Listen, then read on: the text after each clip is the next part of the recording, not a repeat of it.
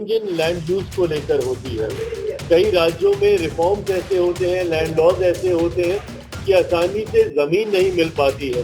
बात ऐसी नहीं कहूंगा जो कि कंटेम्प्ट ऑफ कोर्ट हो, बट हाँ कोर्ट में हम लोग एक पुनः विचार याचिका भी हम लोग दाखिल करने जा रहे हैं। जिस तरीके बिहार की राजनीति में इस समय भूचाल सा आ गया है और एनडीए के दो घटक दल लोजपा के राष्ट्रीय अध्यक्ष चिराग पासवान और बिहार के मुख्यमंत्री नीतीश कुमार फिर से आमने सामने आ गए हैं और आने वाले समय में प्रधानमंत्री मोदी की मुश्किलें भी बढ़ने वाली है।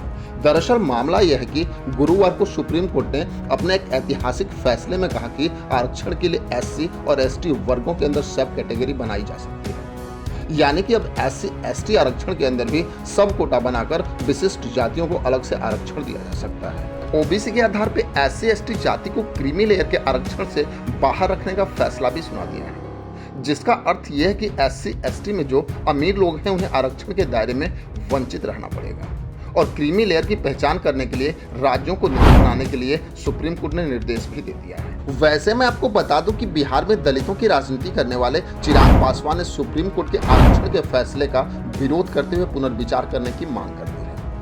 चिराग पासवान से पहले उनके पिता रामविलास पासवान ने भी शुरू से दलितों की राजनीति ही की।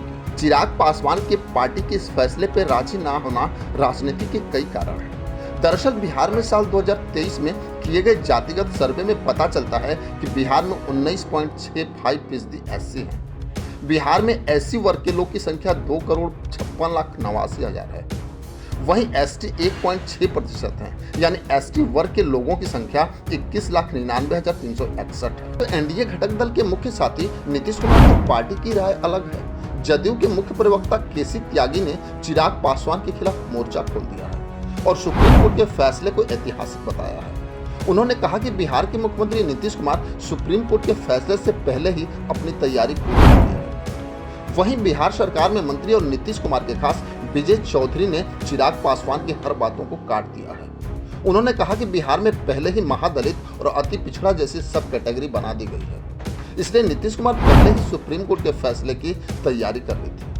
वहीं दूसरी तरफ देखा जाए तो केंद्रीय मंत्री चिराग पासवान की लोक जनशक्ति पार्टी रामविलास ने सुप्रीम कोर्ट से एससी एसटी आरक्षण में सब कैटेगरी और क्रीमी लेयर बनाने के फैसले पर पुनर्विचार करने की मांग कर दी है। चिराग पासवान ने अपना बयान जारी करते हुए कहा कि वह सुप्रीम कोर्ट के फैसले के पक्ष में नहीं है, क्योंकि जब तक समाज में एससी एसटी के खिलाफ छुआछूत जैसी प्रथा रहेगी तब तक एससी एसटी श्रेणियों को सब कैटेगरी में आरक्षण और क्रीमी लेयर जैसे प्रावधान नहीं होने चाहिए। लेकिन इन बयानों के बाद अब देश की राजनीति में भूकंप आना लाजमी है, क्योंकि प्रधानमंत्री मोदी अब दोनों को कैसे मनाएंगे ये सबसे अलग बात होगी, क्योंकि सुप्रीम कोर्ट के फैसले प्रधानमंत्री मोदी के हाथों में नहीं होते कि वो बदल सके।